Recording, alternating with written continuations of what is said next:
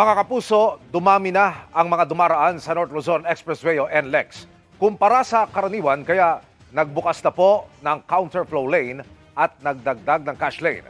Ang lagay ng traffic doon, silipin sa live na pagtutok ni Maris Sumali. Maris, darami pa ba ang mga motorista riyan? Emil, habang kumagabi nga ay mas nadaragdagan pa yung bumabagtas ng mga sasakyan dito sa North Luzon Expressway para sa Semana Santa. Ilang biyaheng norte na nakausap ko ang kakayod pa rin imbes na magbakasyon ngayong Semana Santa. Mahirap po ang buhay, ma'am. Talo ka pag bakasyon, gastos. Kailangan hanap buhay talaga. Anyway, namamasyal naman ako, ma'am. Okay lang. Hindi deserve na magbakasyon sa taas ng sa taas ng gasolina, ganyan. Saka yung mga bilihin. Trabaho muna, ma'am, para sa pamilya. Pero may mga magbabakasyon pa rin na ayaw abutan ng siksikan para makatipid sa gas.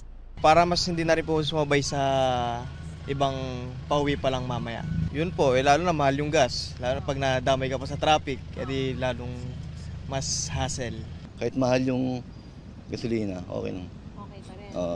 Tuloy pa rin. Mahalaga rin. Kasi para mapag-relax din. Kasi puro trabaho ng isang taon eh. Ayon sa pamunuan ng NLEX, mas konti ang dumaan ngayong maghapon kumpara sa parehong panahon noong 2025 Holy Wednesday. Pero kung kumpara sa karaniwang araw, mas marami na ang dumaan sa maghapon sa NLEX. 4,300 na yan kada oras, mas marami sa daily average na mahigit 3,000. Kaya nagbukas na ang NLEX ng isang lane pa Maynila bilang counterflow lane. Around 1 p.m., tumaas na po yung volume po natin. Kinakailangan po namin mag-implement kaagad ng counterflow from Balintawak to Marilao area para hindi na po mag-build up. Dahil nagpapabagal ang mga nagbabayad ng cash, ginawa ng 7 lanes ang para sa cash mula sa dating 3 hanggang 4. May mga itinalaga na ring charging station para sa mga electric vehicle. Nag-deploy rin ng karagdagang tauhan ng NLEX. May libreng towing din para sa mga motorista at may rebate para sa mga truck at pampublikong sasakyan. That translates to between 12 pesos to 72 pesos for NLEX alone. For SCTEX kasi medyo mas mataas yung around more than 190 pesos yata for trucks.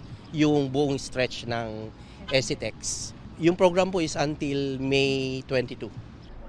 Paalala ng NLEX sa mga biyahero, laging isaalang-alang ang blow bag set. Tiyaking maayos ang baterya, ilaw, langis, tubig, brake, hangin ng gulong, petrolyo na sasakyan, pati ang sarili at makinang gamit. Nasa tamang kondisyon yung kanilang mga sasakyan. Sana yung magdadrive may sapat na pahinga, nasa tamang kondisyon.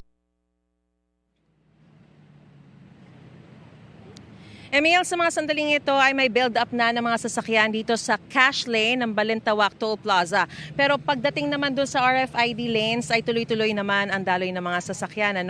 Pero may mga portions, Emil, mula sa Valenzuela hanggang Marilao ang slow-moving na ang traffic. At mabagal din ang takbo o yung daloy ng mga sasakyan sa southbound lane sa bahagi naman ng San Fernando hanggang Dao dahil isang lane na lang ang bukas doon dahil nga sa northbound counterflow. Kaya pinag-iisipan na po ng mga otoridad kung pansamantala munang sususpindihin ang counterflow lane doon. Emil? Maraming salamat, Maris Umali.